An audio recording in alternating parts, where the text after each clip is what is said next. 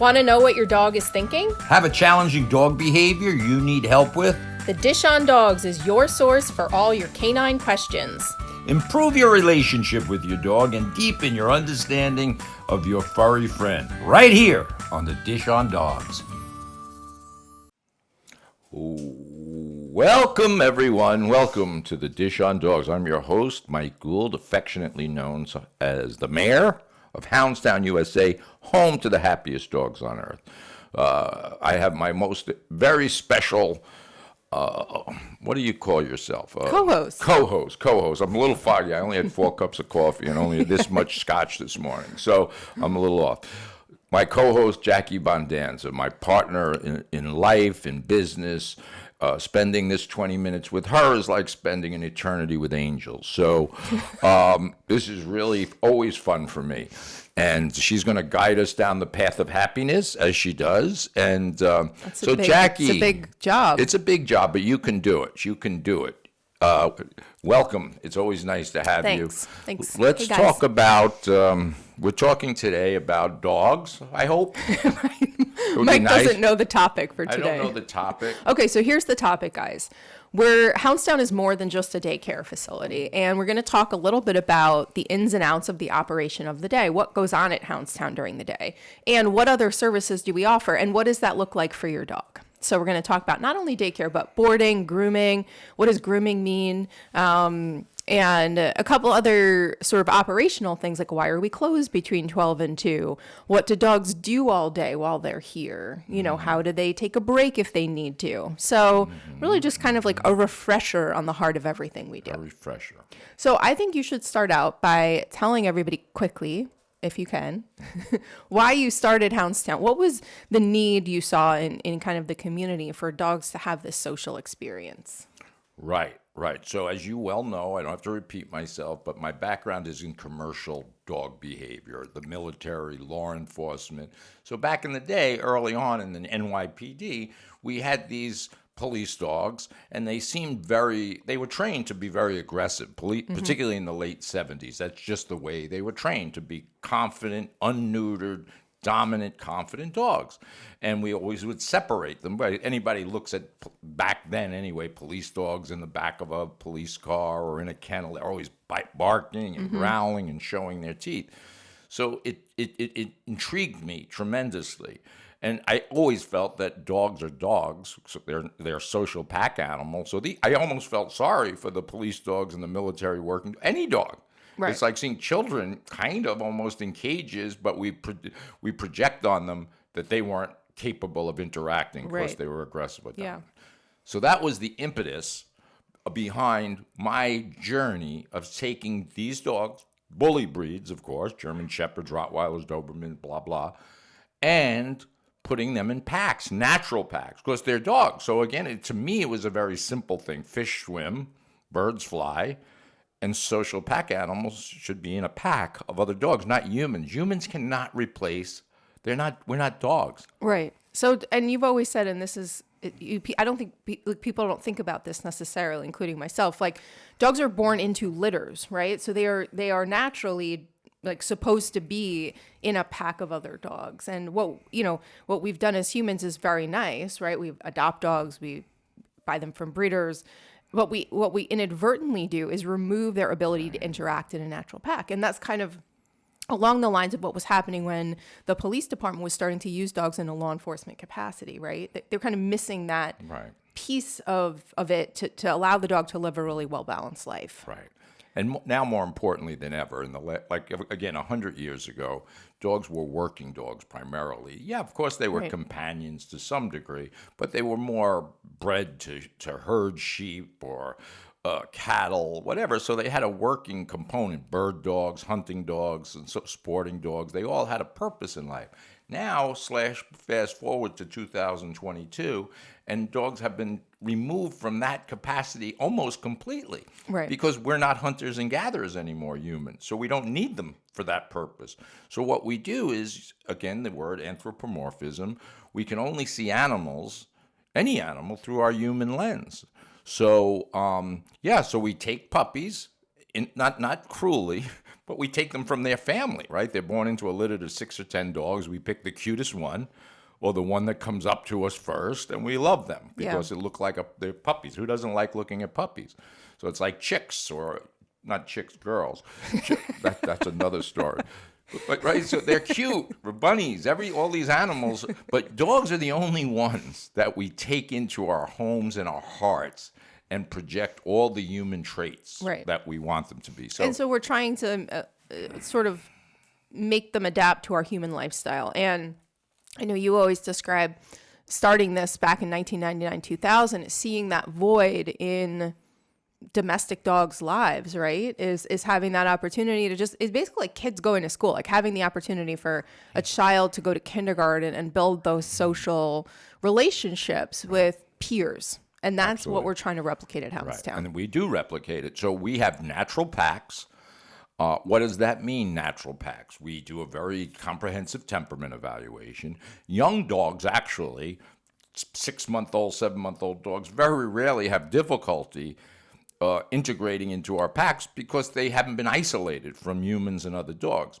Now we put COVID into this whole scenario. It's magnified because now dogs haven't left the house, and so this attachment humans and dogs have, it's detrimental to the psychology of a dog. So it's not just a fun thing. Let's take our dog, doggy daycare. It's imperative for their psychological and social development to interact with other dogs, as you quite correctly said. We are doing it now. We're isolating children from social interaction. So all these things are detrimental, I think, to humans and dogs, but we're talking about dogs, not kids, right? Okay, so That's the topic of the we podcast. have this natural pack. We don't discriminate. I get a knot in my stomach, honestly. You know, when I talk to people, they're explaining their dog, and they'll say, I got a Boston Terrier. You know how they are, or I have a whatever it is, a German Shepherd, or the big one, the Pit Bull. And I get a knot in my stomach because you would never talk about your children that way, right? Especially if you got a mixed family, you wouldn't say, I have an Italian child and you know how they are. I have an Irish child. You would never lead the conversation with that. So we're all just humans. You and I, believe it or not, are humans. And our brains, our anatomy, our physiology is the same. What are you laughing about? Did I say something? Our producer's laughing. Oh, well, that's always. I think this is news to him, that we're human. Yeah. So no, but I know what you're saying. So dogs, we tend to label, right? We tend to label dogs. We want to put them in a box or a category to try to understand and explain their behavior. Right. So at Hounds Town, 22 years ago, you set out to create this space that could replicate this natural pack environment. And you started this concept of interactive daycare, meaning dogs come in from the moment they come in 6, 7 in the morning, they're put into a well-curated pack where dogs of similar size, energy level, personality, play style are also in that group. Right. So our facilities have 5, 6, sometimes 7 different play areas, and we're able to optimize, the dog's experience by allowing the groups to be a little bit smaller and more specialized. Right. But what I want to emphasize is there's not even a soft science. We take in animal science and nature into everything we do. So we're not approaching this from an anthropomorphic view, meaning we just throw dogs together, read books to them, play games, have them jump, have them talk to us, read them stories. In fact, what we do, and our somewhat differentiator, is we don't do that. Right. And humans sometimes don't understand what we're doing. So we know that a pack of dogs will self-regulate. They don't need excessive stimulation. They self-regulate their play. They self-regulate their eat. And dogs in the wild, domestic dogs, which, by the way, dogs haven't changed in 50,000 years. They haven't evolved psychologically or really, physically they have, because we bred them to be. A little bit, but not But their not brain a is lot. the same. Right. So we put them in these natural packs, and people don't understand it. So at 7 o'clock in the morning when they first come in, depending on the temperature, we talked about how, temperature affects dogs, everything affects dogs. They play very, very robustly. Right. Is that a good word, Yeah. robustly? And then by 9 or 10 o'clock, they're all sleeping. Right, they take a break because dogs play in spurts. They're more like sprinters versus Exactly, marathon right. And runners. that's So how they'll they- come in and they'll roll around on the floor 20 to 30 minutes and then they'll self-regulate, meaning they'll take a break in their play area without us having to remove them from the group. Right. And this sort of goes into talking about why we're closed between noon and 2 in our facilities, right? Right. It's to give dogs just that calm time, and our employees, honestly, to just have an opportunity to just relax and keep the energy of the facility in quiet and in balance. Yes, because think of your pet at home. So dogs are triggered by anomalies in their environment. Right? Any anomaly. That's why we love them. That's why we domesticated them, to alert us to things in our environment that we're not aware of. So in our facilities, of course, we have customers coming and going. We have employees coming and going, which is fine. And the dogs adapt to that. However, we do like to give those few dogs or those several dogs that get triggered by every sight or sound, like your dog at home. As I said, if the FedEx truck pulls up, your dogs get stimulated and out of balance. So we want to create as a natural pack as possible. And that's where I think people don't understand. So if somebody came into our lobby at 10 a.m., let's say, and they looked in the playroom, they'd probably see 10 or 12 dogs sleeping. And they might even feel as though we should be in there stimulating them for some reason. And that's where the big mistake people make. Yep. Yeah. Because we want to replicate this experience that the dogs dictate, not that we dictate. So if they want to play, they play. If they want to rest, they rest. And we're not interfering in that. Thank you. And that's really where the dog gets the most value, and honestly where the value is transferred to the customer as well, because it helps make pet ownership possible. That's our mission statement.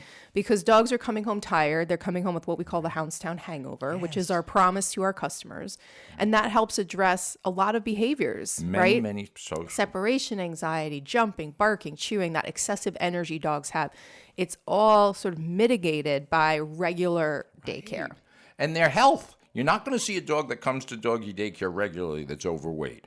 Arthritis. I've seen tremendous turnarounds in dogs. I remember a Rottie that had pretty debilitating arthritis. He was developing it. And doggy daycare didn't cure it, but it helped it. Right. So what I like to say is Hounds Town, USA, dogs can come hump, jump, and dump without human interference. So just think of it. You know, when dogs come, we have some actually trade secrets that allow dogs to come into our play areas, look around, not see mom and dad, not to see authoritative people yelling, screaming. There's no drama in our facilities, no human drama. And so people say, well, what's the big deal? The big deal is just think of the children. If you have 2 or 3 or 4 or 5-year-old children, you let them out in a playground or a park. They'll usually almost always turn their head to see where mom and dad is or whoever's supervising them. And if they don't see them, they'll get dirty, they'll play, they'll kick sand around, they'll do whatever because they're not. So that is such a relief for them. And that's what we offer to domestic dogs that are especially now over-attached to humans and no socializing. Does that make sense? Yeah, no, absolutely. I see it all the time, just walking into the facilities, and dogs' lives are really changed by this. And, of course, the topic is more than just daycare. And like, what are the other services we offer, and how is that, how are those services helpful to the dog as well? So, of course, boarding is the second most important service that we offer, overnight boarding in a townhome or a suite. And, obviously people go away and they travel and they want to leave their dog with someone they trust. And for us, the best way to do that is by acclimating a dog to daycare first. And then when you go away, the dog is used to coming to Hounds Town. He goes right into his pack. He knows our staff. He knows our employees. And all of our overnight boarders, they're in group all day long. So our overnight daycare, our overnight boarding price includes all day daycare. Right. So the dogs are intermingled with daycare dogs that are coming in for the day. The only difference is at 7:00 at night, they're being pulled out to eat dinner and then obviously to pass out in their townhome. They go in their den. We call it townhomes. We call it suites. To the dog, it's none of those things. It's a safe, secure place that they can sleep, analogous to our bedrooms. We want to go to bed when we're tired, close the lights out, and go to bed. in a relatively small space, to be very frank with you, because that's what denning animals do. They den.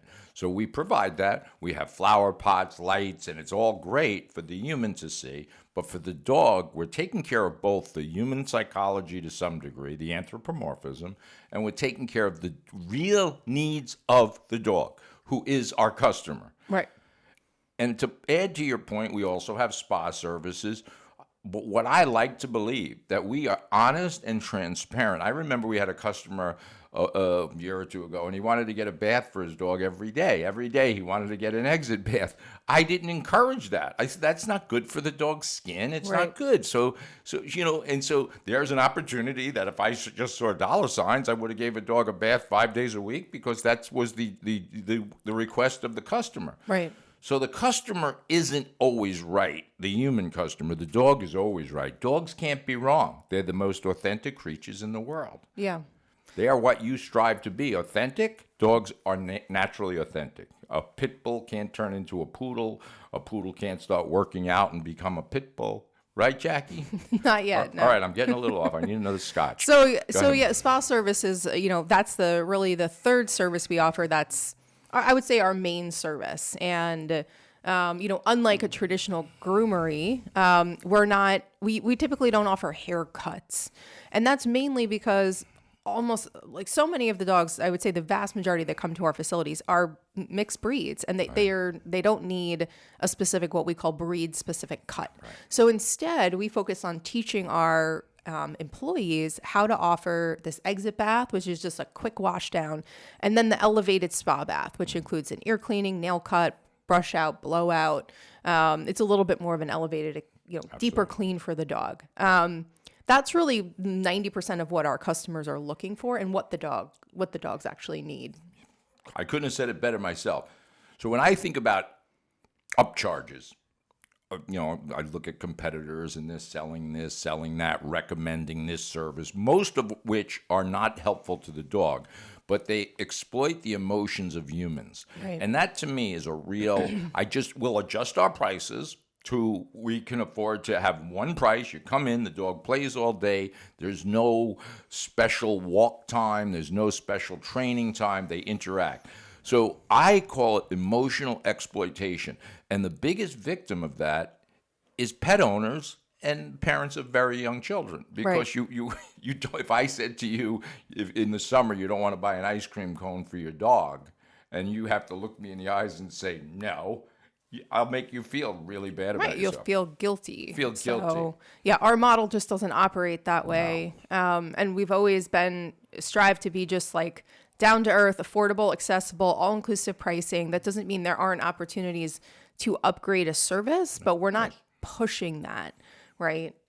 It's always the customer's choice if they want to choose a spa bath or a suite instead of a townhome. Right. And we'll be honest with them, right? So if you have a 20-pound dog, do you really need a 20-square-foot townhome for the dog? I mean, that's the way I view it. And if you say, yeah, I do, then yeah, you do. You got it. But we try to put the dog, as we always say, as our customer. We think of the dog's needs first. None of our competitors do that. They see, dollar signs, and they don't even really understand animal science. So they don't understand the animal science or following nature's way. These aren't my ideas, by the way. I'd like to think they were. So when I started introducing Rottweilers, Pit Bulls, and all in one big happy group, I always thought of myself as quite a smart person.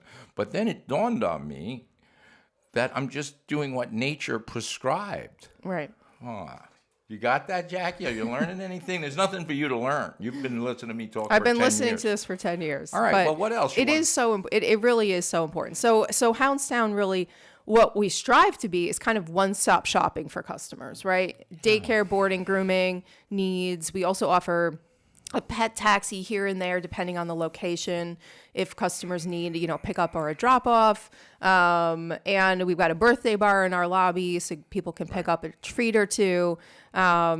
Soon, hopefully in the next, I would say, year or two, we are going to be introducing some type of introduction to basic dog behavior course that can be rolled out and offered at our facilities. We understand the need, to address behavior issues and things like that. And that's in the works. So we're always developing our system and our way we care for dogs, how we educate our consumer, the pet owner.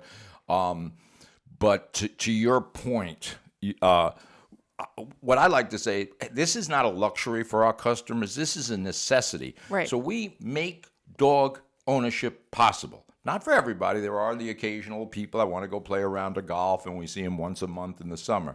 But our core customers, this is a necessity for them. So what does that mean? That means if you're in the military and you're deploying for 6 months, we got you. We got your dog. Something comes up and you're a rescue worker and you're traveling all over the country. You're work for the airline industry. We make that possible. So when people say, I can't have a dog, I'm traveling this amount of time, or I'm doing this or that. Or I work 12 hours a day. Or I work 12 hours a day. Yeah, that's why our stores are open 6 a.m. to 8 p.m. to accommodate people that have to be out of the house for 12 hours. Right. Nurses, teachers, those are the core, those are our core, those are our Those are people. our people. Those are our peeps. Rescue workers, essential workers. Essential workers can be an elevator operator. They're essential. If you work in a building, you need an elevator operator. So the core, our essential workers are almost everybody in this day and age. Jackie, I think we nailed it. I think you've. All right. Well, should we close it out? I need another scotch and coffee, and we're going to close it out. All right. Well, to learn more about Houndstown, obviously visit us, houndstownusa.com. We also have a YouTube page where there are a lot of really fun videos about Houndstown, about dog training. You have a bunch of dog training videos on there. Just interesting stuff if you're interested in learning more about why we do what we do and how we're different. All right. We'll see everybody next time. Shout out to Tom Sullivan and Joan Sullivan. Love you. Thanks for watching another exciting episode of the Dish on Dogs podcast. You can also watch us on YouTube on the Dish on Dogs podcast. If you're a listener, you can catch us on iTunes, Spotify, and all your other podcast platforms. For more information, click the link in the description. We'll see everybody next time.